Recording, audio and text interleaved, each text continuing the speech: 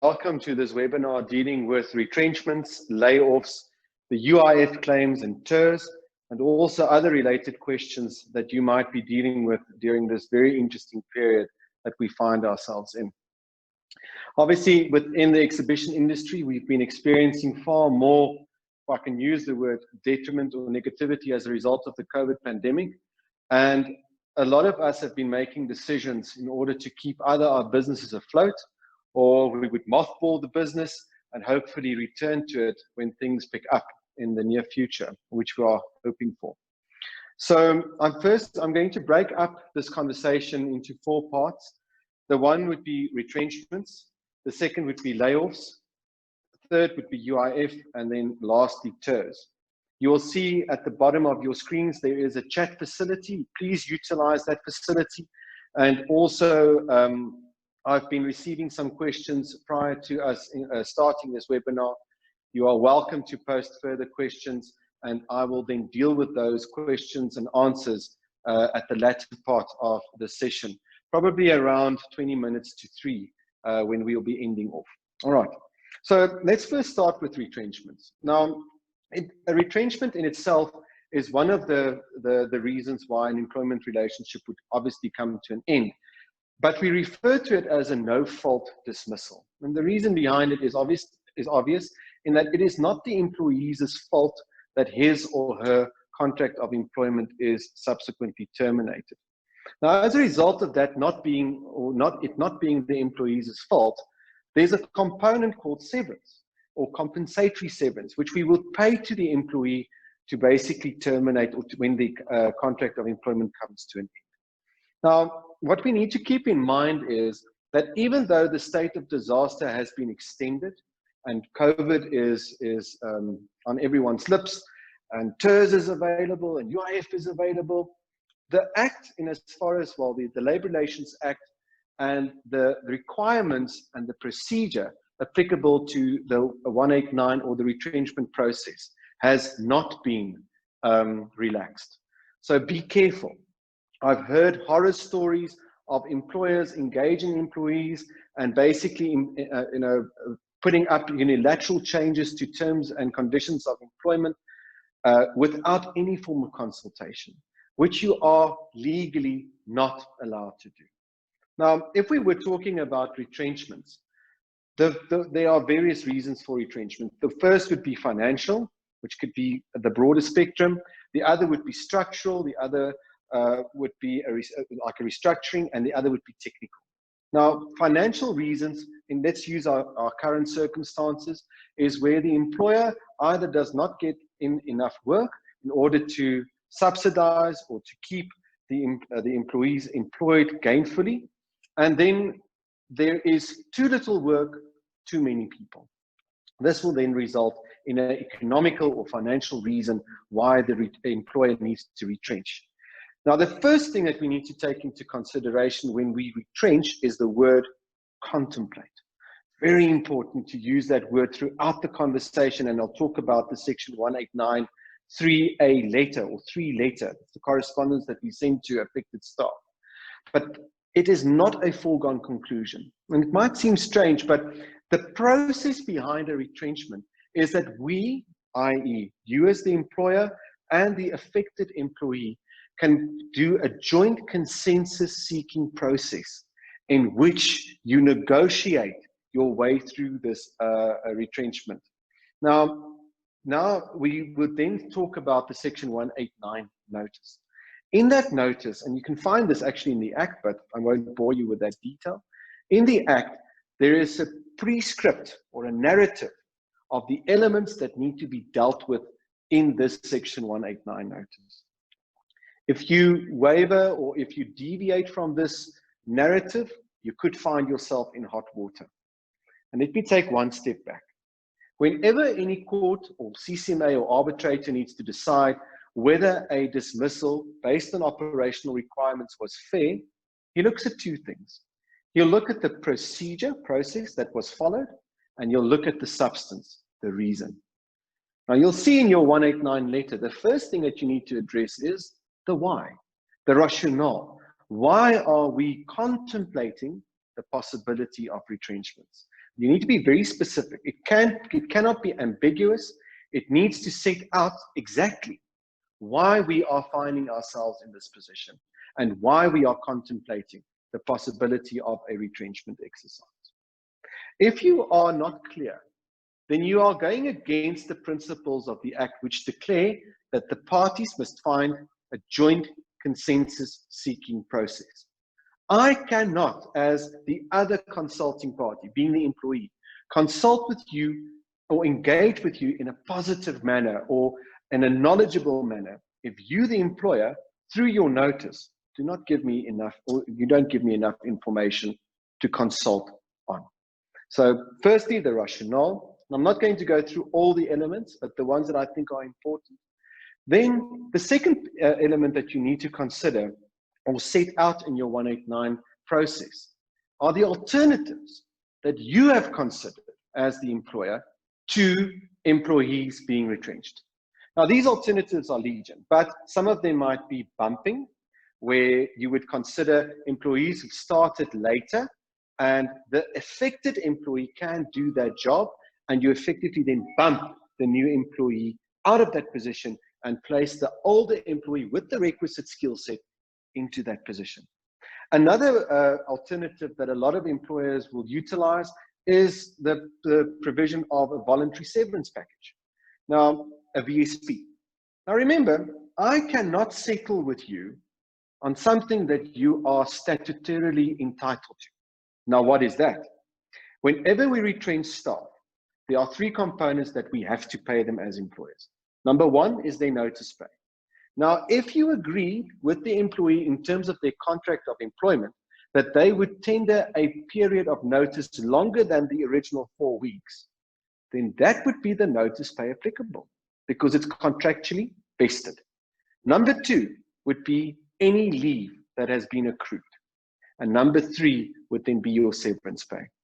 Your severance pay, the norm, and in accordance with the Basic Conditions of Employment Act, is calculated at 1 week for every completed year of service. Now, that's what you must pay.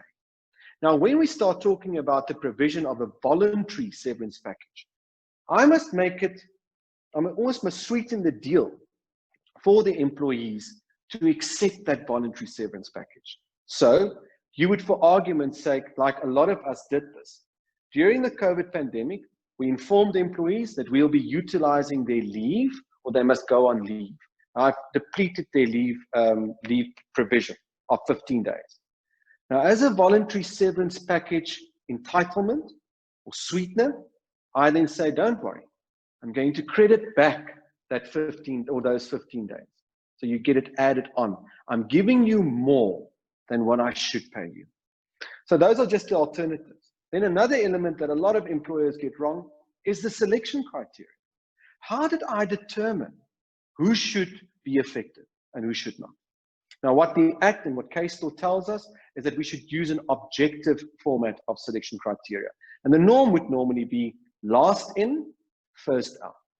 But working in your industry and having been involved and privileged enough to be involved in your industry, years of service don't always equate to skill. So what we then do is we say LIFO, but as a prerequisite, skills.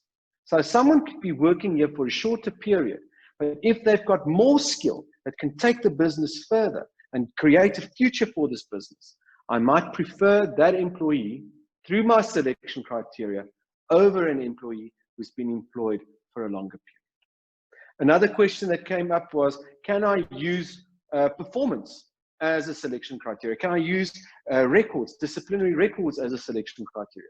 Yes, you can. But remember, your letter or your notice of contemplated retrenchment goes out to the employees.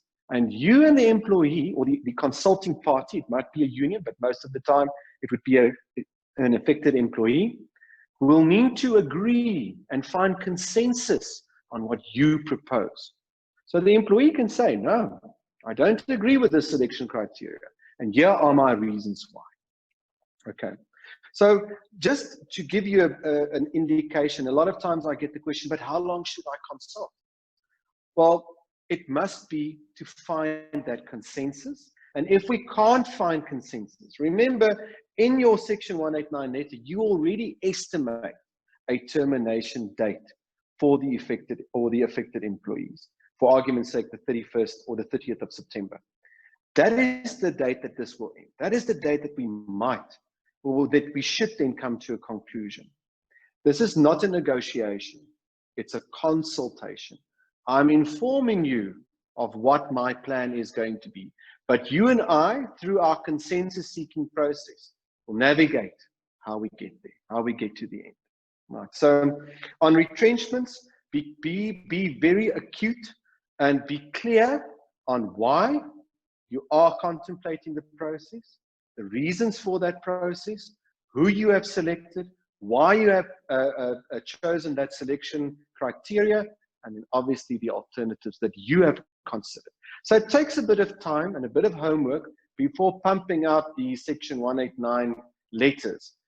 Please, and please be careful to go and seek a template on Google or on any other platform, which is not tailor-made for your business, because this is not a one-size-fits-all solution. Okay. Now, moving on. So on retrenchments, obviously, the question was, what am I to do if I am unable, my business is no longer liquid, I'm unable to pay the retrenchment packages? That's a difficult one, because legally and statutorily, you are obliged that when you engage employees in this process, you are to pay them. I'm currently involved in a matter where this is exactly what happened, and it's a statutory amount that should be payable to the employee. Now, employees, prior to formulating an agreement with the employer, are not regarded as preferred creditors. What does that mean? Your preferred creditors would be SARS and the banks that you owe money to. A non-preferred creditor is an employee. He stands in the back of the line should there be a liquidation. Now, obviously, liquidation is a very scary word, and it's the last resort. But the moment that an employee has an agreement with an employer, he or she then becomes a preferred creditor, and they can enforce that agreement. However, as we probably all know, sometimes litigating against a man of straw is only a waste of good money. And I'm not saying turning your keys and going to liquidation, hopefully your employees won't come after you. There are a lot of parameters that we need to consider in that regard. But you can't escape the obligation of paying those statutory amounts. That's the short answer in as far as retrenchments and payments are concerned. Right. Now, UIF.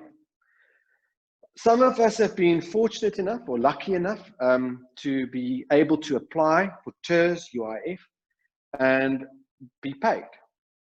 A lot of our clients have struggled immensely. Some of them, none of their applications have gone through. Some of the applications for certain employees have gone through and others have not.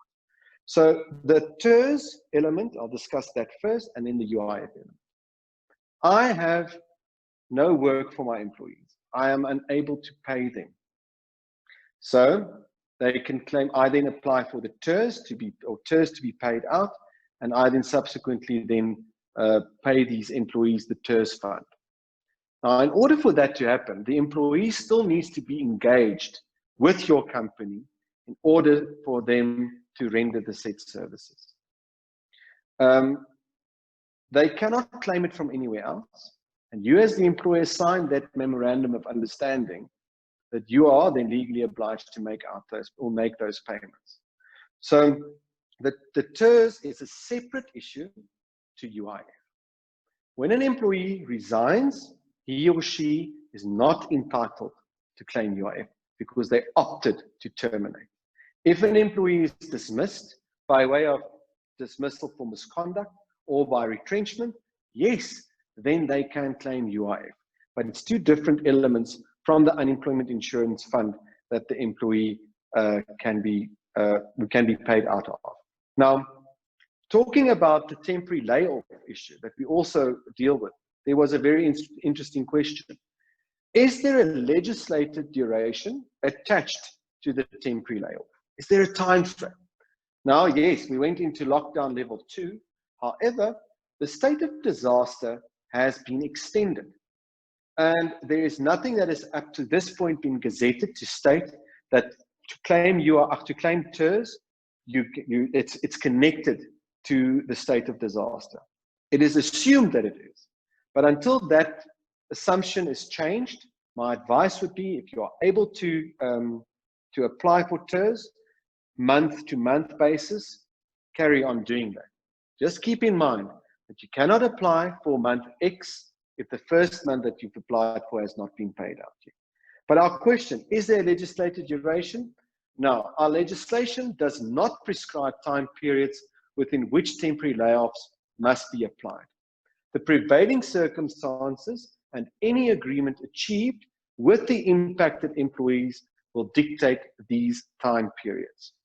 Should temporary layoffs, however, become indefinite or endure for an unreasonably long period of time, the employer may then elect to retrench the employees after following the statutory provisions of Section 189 and 189A. Okay. Currently, the temporary layoff is as a result of the COVID-19 pandemic and the lockdown period, and as a decision beyond the employer's control. And should an employer have to place employees on a further period of layoff because of the lockdown, or even after the lockdown has eased or lifted, employers should consult with the affected employees first. Okay, now that's very important. We now saw the alcohol ban, to give you an example. We saw the alcohol ban being lifted, and that's all good and well. But there are a lot of businesses that now first need to generate income in order for them to pay their employees. And all along, what we are doing is we are changing terms and conditions of employment. The moment that I no longer act within the parameters of the agreement that you or that I and my employee have, I'm changing the terms and conditions. Now, in any contract, any commercial agreement, if that happens, what would we do? We would obviously contact the other side or the other contracting party and say, hi, I want to make an amendment or a variation to this agreement. Here are the reasons why. Can we agree? It's exactly the same that you should do with your employees. You can't unilaterally take away their salary, pay them 50%, and just impose it on them. You have to consult. You have to find a mutual ground of agreement prior to instituting any of these provisions. And it will be exactly the same with layoffs. Okay. Now, if you retrench and decide after a month that one of your employees then decides to leave, does the company then continue with these retrenchments? To give you an example, I have identified 5 employees as a headcount that I need to retrench in order for me to keep the business alive. I've sent out the 189 notice. So in that instance, you will then start the consultation process. But then one of these employees is a high earner. You know, he can make up 3 or 4 salaries, and he opts to resign. The question then is, do I carry on with the retrenchment exercise? Now, there's not only a legal argument to all of this. There's also an emotional argument, as you can clearly understand. Employees themselves will go through an emotional period through this retrenchment exercise. So the moment that you can suspend the retrenchment, or you can stop with the retrenchment, or contemplated process, then do so. There's no use in hope. You started the process and you think, okay, but maybe next month we will still have a problem. If you're not sure, continue. But the best idea would then be to cease with the process, or at least suspend it. Because you're going to have a situation where this month you still have a job, employee. Oh, no, next month you won't have a job. No, then the following month, don't worry, you still have a job. The uncertainty that creates for all your employees is extremely bad for your morale within the office or within the office space. I've got a question here, which I will deal with. John Morris, what are the repercussions for an employer if they have altered the employee's contract without consultation? Good question, John. So the issue is exactly that. In terms of what can the employee do, what are the employee's rights? The employee can lodge a claim with the CCMA for unilateral change of terms and conditions of employment, and it would be regarded as an unfair labor practice. Now we can come to the issue where I've changed these terms 3 months ago. And the employee, by way of his conduct, has accepted these terms. So what I would suggest you do is, if you've made these unilateral changes a while ago, confirm with the employee, dear X, I wish to confirm that for argument's sake, your hours of work have changed. And by counter email, you agree to these changes. Then it's vested. So the employee the right of the employee, should that not be the case, is that they could refer the matter to the CCMA for an unfair labor practice. With that, just be aware, with unfair labor practices, so you're not out of the woods if you think it's 30 days, it's not. Unfair labor practice is 90 days, in which it can be referred to. If it's a dismissal, then you have a 30-day period. And also, it's not business days, these are normal calendar days. So just be aware of that. Okay.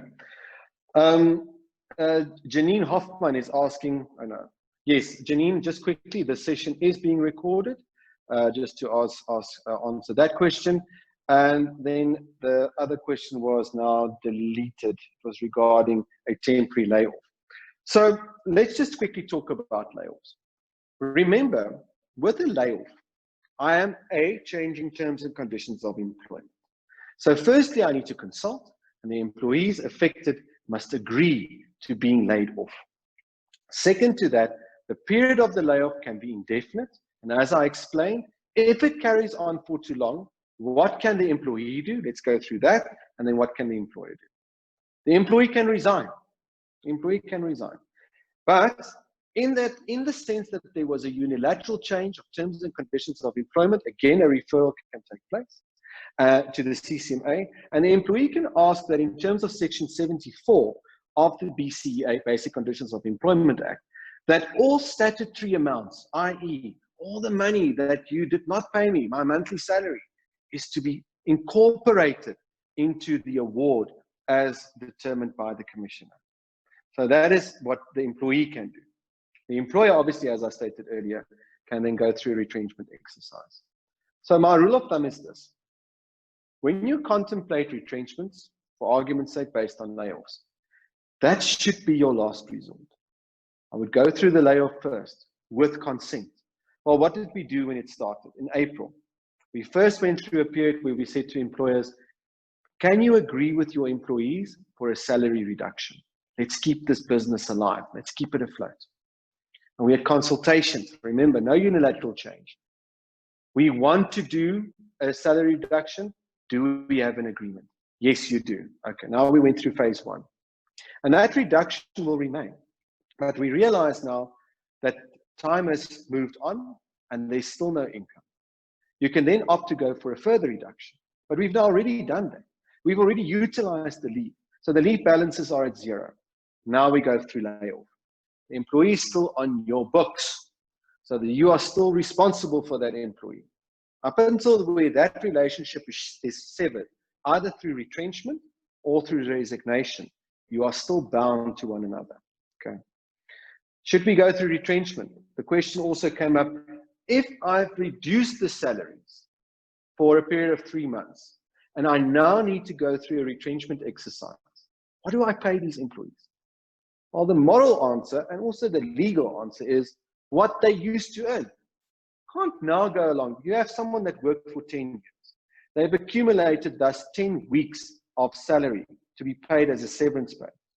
Don't you believe it highly unfair that you would now pay them the reduced amount after 10 years of service? So you should aim at paying them the amounts that they used to earn, calculated on the retrenchment exercise.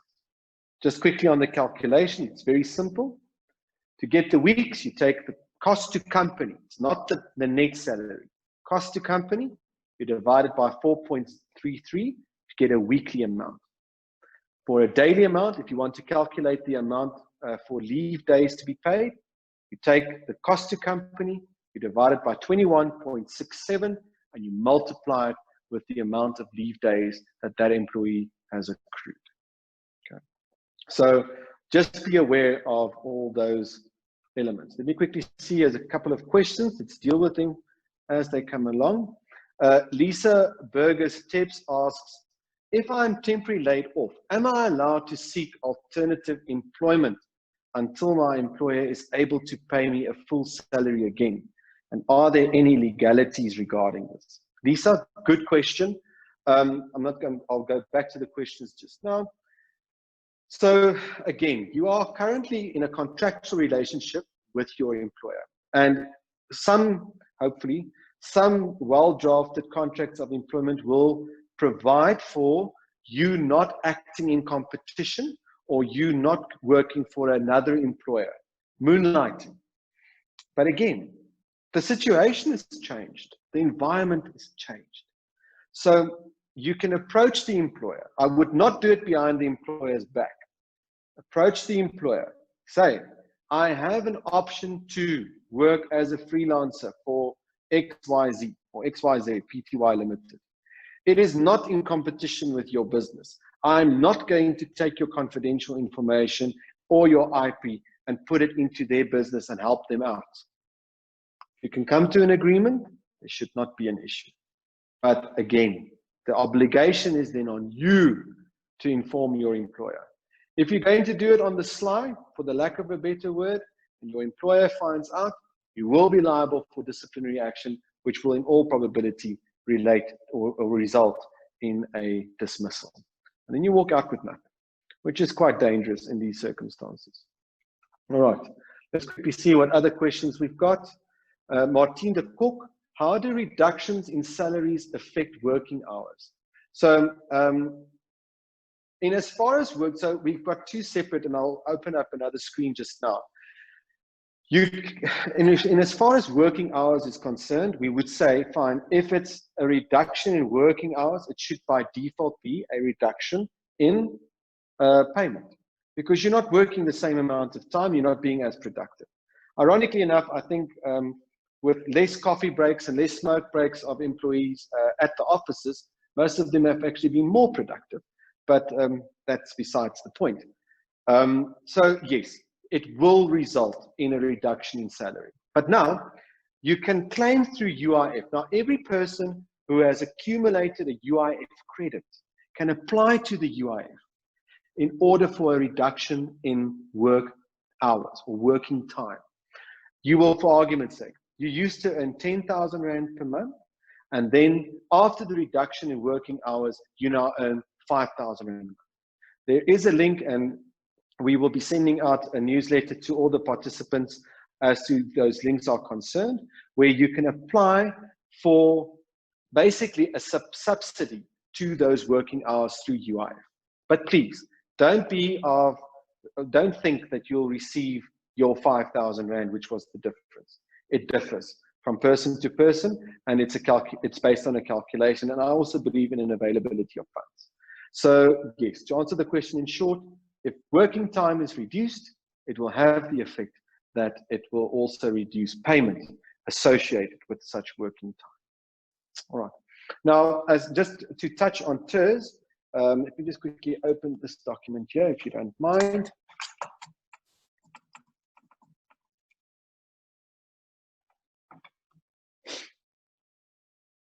Okay. So the other question that was asked, is UIF only paid when salary is paid, or does UIF still need to be paid during temporary layoff? The answer is UIF and pay as you earn are only to be deducted from income received, i.e. short-time payment or reduced salary, but not from TERS payment. So that's the answer to that question. And then can we claim for UIF whilst being temporarily laid off? Yes, the UIF reduced work time benefit, which I've just mentioned, will cover not only reduced working hours, but also temporary layoffs and reduced pay. Now, on the TERS issue, as I said, it's a month-to-month. There's not been anything nothing else has been gazetted in that regard. So we can still apply once the month has been paid out. So I've applied for June. June has not been paid. You will not be able to apply for July. Once June has been paid, you can apply for July.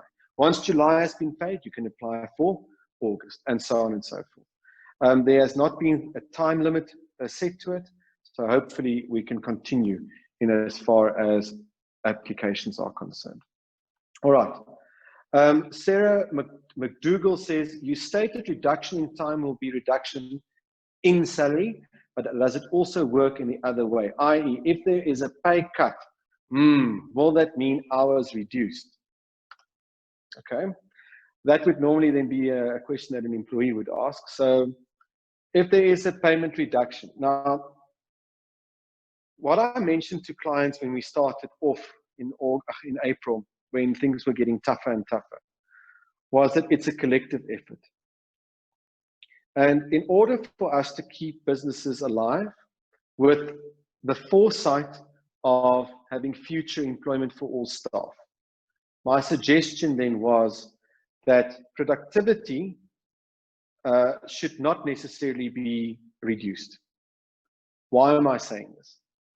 Number one, a lot of our staff members are no longer commuting to work. Number two, staff facilities are no longer being utilized. A lot of us have given up office space. So that overhead is still there, probably because of debt, and we still need to service that debt, even though we're not utilizing the facility. If an employee is at home, they can obviously manage their time. And I'm going to say it very bluntly. We employ adults. We do not employ children. We employ people who can think for themselves, drive motor vehicles, who marry and have kids of their own. And if that employee does not have the acumen to realize the situation that the company where he or she is seated in needs their productivity to the level expected, then we have a problem. Because this is a totally different scenario. In the normal circumstances, a company will close down permanently, people will be retrenched, and we lock the doors. In this situation, it's different. A, we don't know how long this will last. We are preempting that it will be over by December. We are preempting that it might be picking up in the new year, but we're not sure. So we are all the time contemplating and measuring how we are placed in a position in order for us to keep our businesses alive.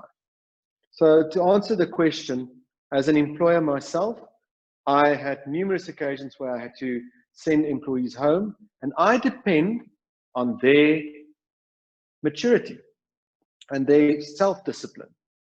And we worked on the principle of my target, your time. When you do it, it's up to you, but have it done. If you want to work at 3 o'clock in the morning and go shopping, which you can't do, but watch Netflix during the day, fine by me. But the target is that the work has to be finalized by, for argument's sake, 12 o'clock Friday. If that's done, we don't have a problem. Because you as an employer can't measure time or bums on seats anymore. It's difficult to measure productivity. It's difficult to measure output. And there are tools available. But I still believe that one should be able at least to trust that your employees are productive enough to give the necessary output that you require.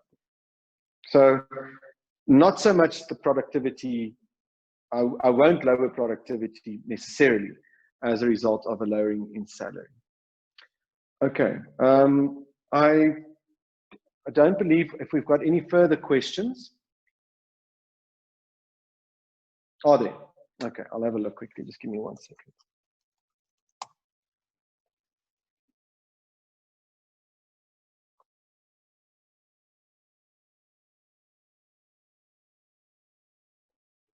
Okay, Rishay Welgemoed. Hi Rishay, we've worked together. So Rishay asks, my question is, does the option to take a voluntary retrenchment package form part of the retrenchment process, or is that dependent on the employer, or is that dependent on the employer and why they choose to consult with? Okay, now, yes. The voluntary severance package proposal, to answer that first part of your question, is part of the retrenchment process. As I indicated, it's provided as an alternative by the employer. Why do we say that? So I've got X amount of heads, and if I get people to accept a voluntary severance package, that head count that's my target is then reduced. it then results in the possibility of us not having to proceed with the retrenchment exercise. Just on that point, one should be careful when you start drafting these voluntary severance agreements. It's the wording, it's quite important because of the UIF complement. So whenever you do need to draft these voluntary severance agreements, please get help to do them properly. And also one must be careful in as far as what you settle on. Now, there will always be a settlement or a full and final settlement clause in the voluntary severance agreement, where you state, and this is where a lot of employers get it wrong, you must state that by paying you this voluntary amount, remember, I'm paying you more than the statutory amounts. We are settled. This settles any and or all disputes in equity, employment, delict, contract, or otherwise. And that's very specific, because from a civil perspective, remember, there's still a contract in play. The employment relationship is terminated, but there's still a contract in play. There can be a claim. So it's the wording that's very, very important. And as I said, if you are thinking of drafting these agreements, I would suggest that don't go download templates. Rather get in help or get help from a professional in order to assist you with these agreements.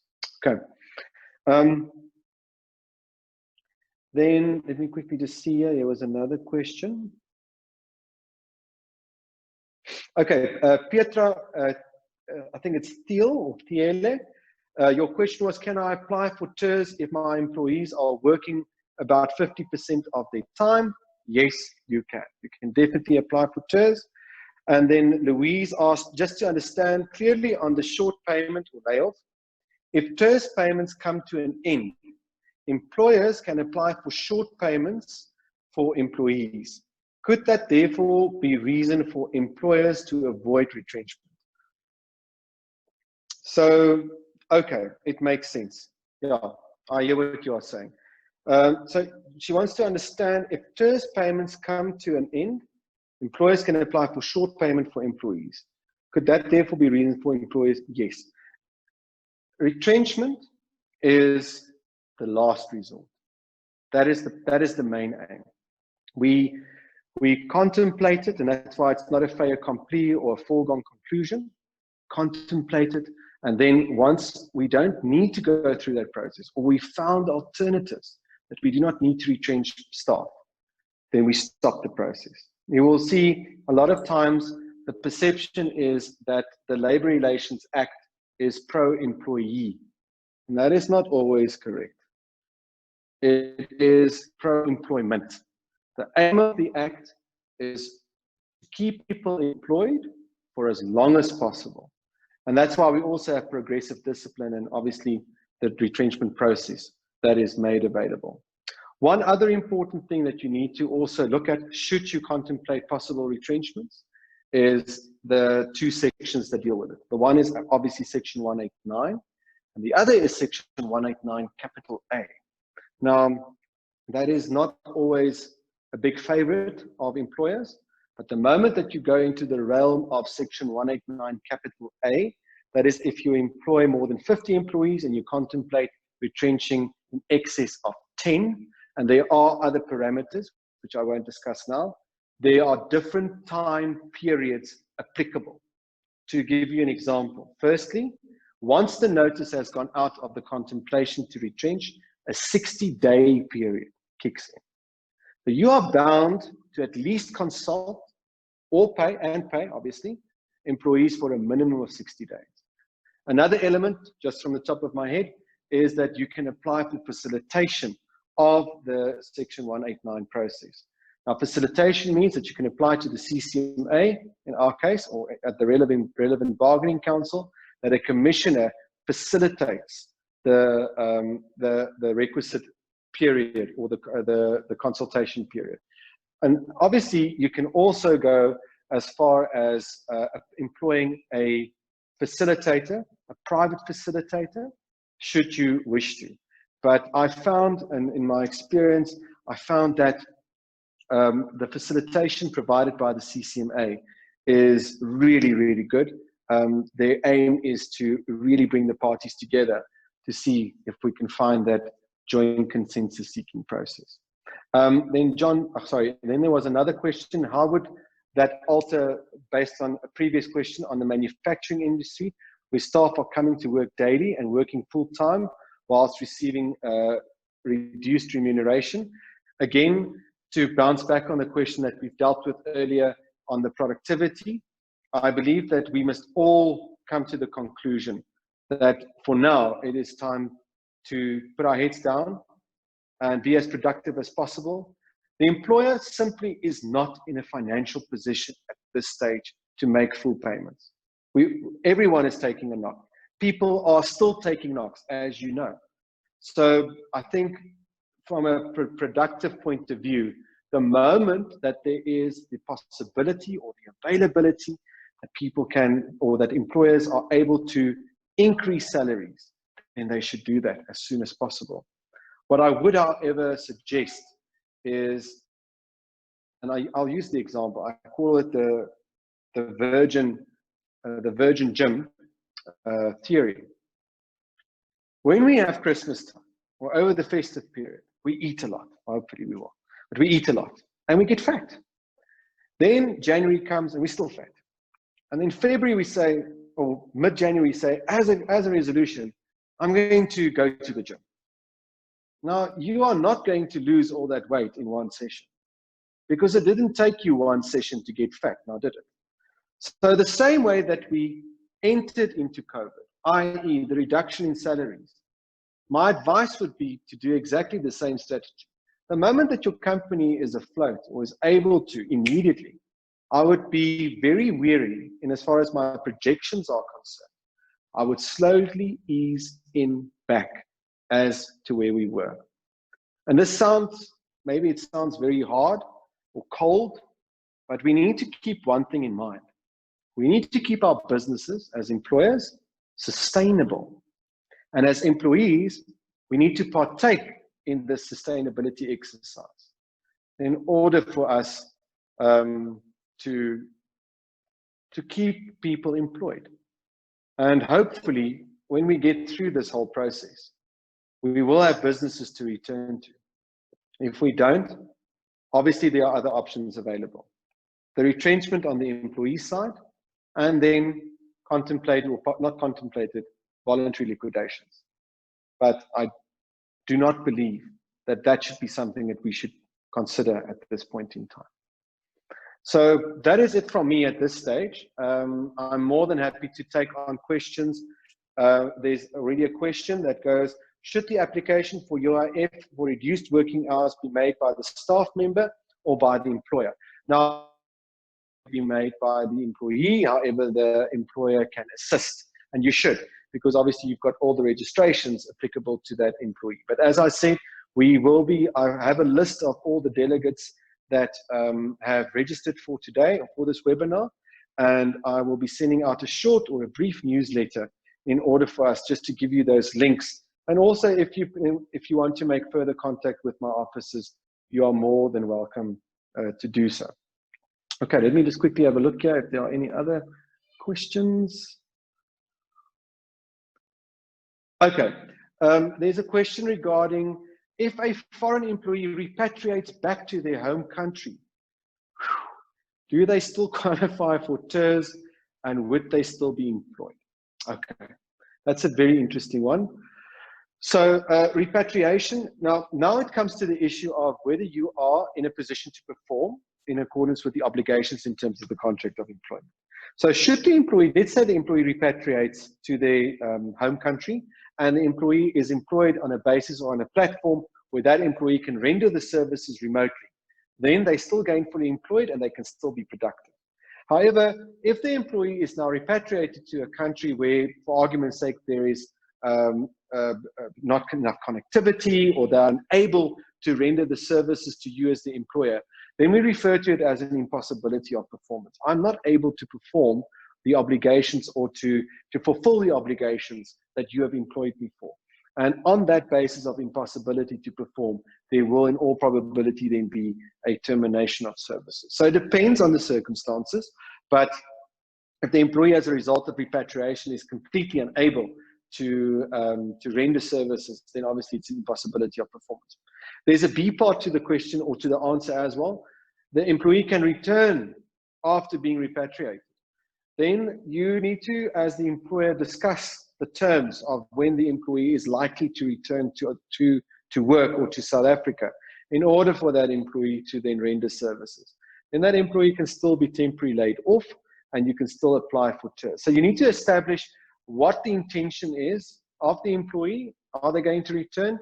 And you need to be very specific as to timelines when that return is to take place. For argument's sake, the employee has repatriated internationally, like in your question, only in level 1 or probably level 0, the international travel borders will be open again. But then you need to be very specific with that employee. The moment that those borders open, the moment that it's available, that there's a possibility of return, you will return.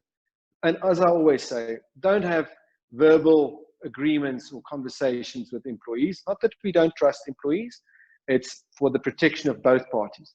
Put it in an email, have it in writing, have the agreement vested, and then depend on the agreement that you've concluded between yourself and the employee. Okay, got another question. Can employees claim UIF after TERS? Yes, they can, dependent on reduced working hours, as I've stated, and in the event of the employee having been dismissed, they can. If it's for a retrenchment, they can. Remember, TERS is a separate element to UIF. They do not work together. They're not interdependent. So TERS has been provided for by government with a separate budget, with a separate, let's call it coffer, out of which these payments are made. So yes, after you've received the TERS benefit, should you be retrenched, then yes, you can still claim UIF because the deductions were obviously made by your employer. Just on that point quickly, I also get the question, I was a naughty employer and I never did the deductions for UIF. So are my employees now detrimentally affected, and myself, because I cannot claim for TERS? You can still register those employees. However, you are going to pay penalties. So it's never too late to register, but you are going to be held liable for paying those penalties. Then, can an employer accumulate negative leave pay on behalf of the employee?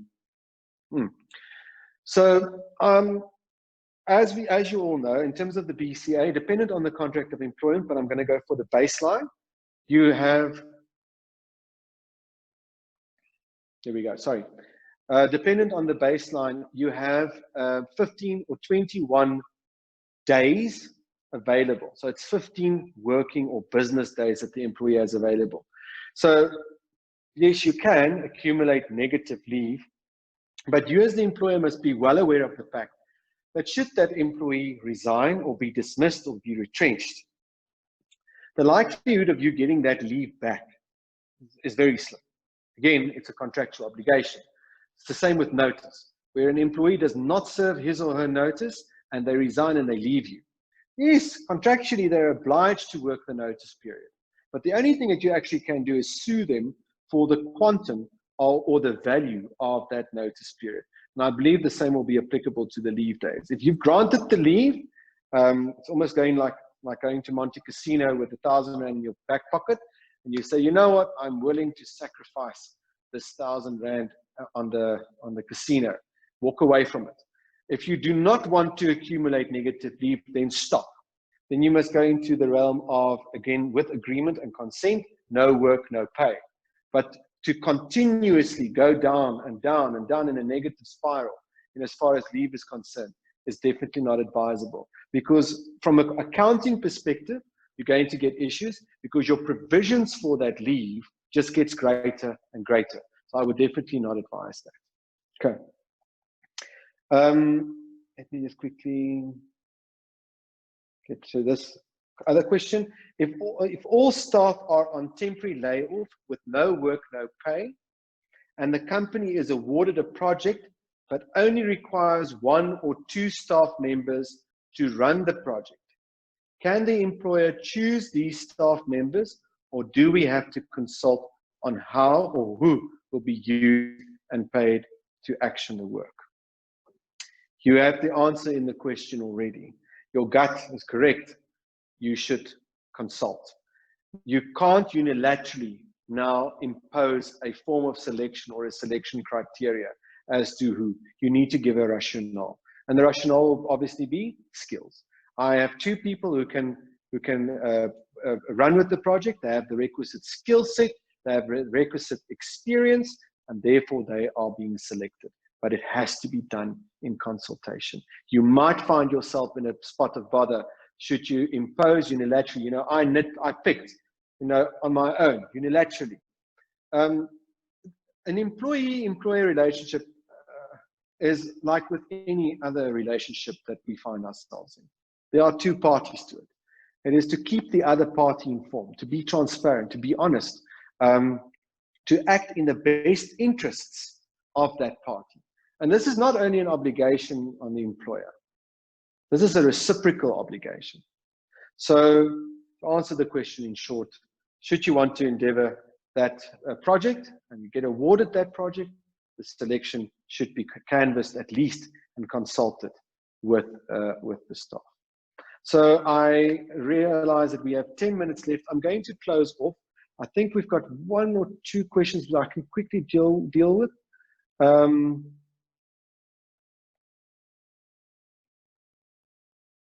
Let me just give you a second and let's quickly read it. Okay. If all staff are on temporary layoff, okay, that I've dealt with. So basically, to wrap up, can you apply for TERS still? Yes, you can. Can you lay off employees? Yes, you can, but with the proper consultation. Can you apply for parts of UIF for short time work and to be subsidized? Yes, you can. We will send you the links. If the worst happens, and this is what I wanted to mention earlier on when we get to retrenchments, we do a very simple calculation as in our practice, where we determine the financial element of risk associated with a retrenchment exercise. So we take the amount of employees that are contemplated or may be affected. And in some instances, it's all the employees. In other instances, it might only be a department. So let's take a department. I will take all the employees, the cost to company, and we will assess the financial impact the contemplated retrenchment and the cost thereof will have on your business. Because you need to ask yourself the question, why am I retrenching? It's not always financial, but most of the time it is. It can be structural, then you have funds and you can pay those statutory amounts. You can go for voluntary severance packages. But first assess what the impact is on your business should you contemplate retrenchments. Because prior to that, as I said, this is the last resort. Prior to that, there are other forms or things that we can implement before going into the retrenchment exercise. So retrenchments, be careful with the section 189(3)(a) letter. Be careful if you draft voluntary severance packages. Consult in the ambit of a joint consensus seeking process. Listen to the employees, consider their alternatives. And if they bring an alternative to the table, you need to consider and reply. You can't just brush it off. That's why these consultation sessions do take some time to complete. If you have a large complement of employees, it might be a good idea to consider the establishment of a workplace forum, but that does take time. In the interim, you can appoint within each department, an affected department, a champion for those employees affected. But remember, the Act says the consulting party. If it's not a union, it's the employee. So thank you very much for taking the time and the effort to I don't know to use the word tune in, but to be part of this webinar. It was great to see the questions, and also I hope that it gave some insight. Just be careful with the retrenchment procedure. I can't amplify or reiterate it enough. I have seen so many employers get orders against them, not so much because of the rationale or the reason behind, but because of the procedure that they didn't follow. And quite frankly, the procedure is the easier part of the two. So have a wonderful afternoon, and and good luck. I hope it all goes well. Thank you.